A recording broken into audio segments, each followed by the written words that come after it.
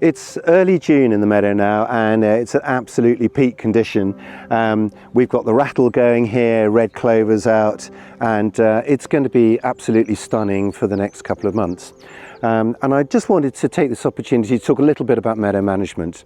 Typically you want to take a hay cut between late July and late August. It's really important that you do this. A lot of people leave it very late, at which point the grass goes over and starts to form an impenetrable thatch. And there will still be plants in flower in August, particularly knapweed.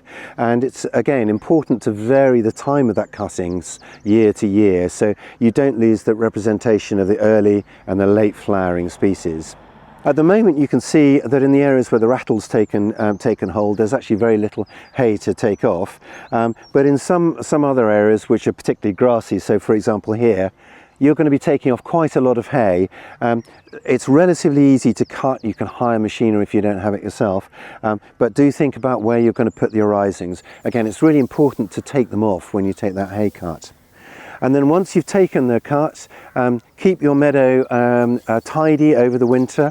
This is becoming significantly more important now because of climate change. So the grasses don't stop growing throughout the winter months. So you're really mimicking the effect of stocking at a kind of low level.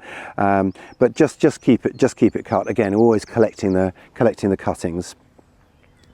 Stop in March because you don't want to take the heads off any yellow rattled seedlings that might be coming through, and then just all you have to do then is just to kind of take out the odd dock or thistle that might come through and mess things up for you.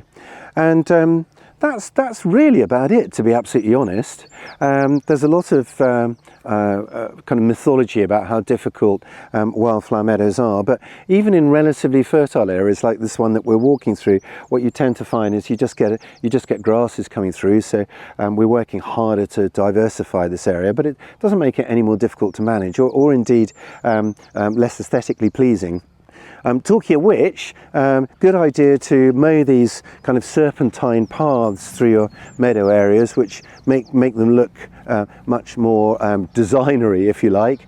And here we've got a meadow area in the middle of our kind of forest garden section, which, as you can see, has taken on a completely different look to what we've seen previously, and this is very typical of meadows. Even in quite close proximity, meadow areas have quite different botany. You can see down here we've got ragged robin, for example, as well as all these lovely meadow buttercups, and we've got quite a lot of sorrel here as well at this stage.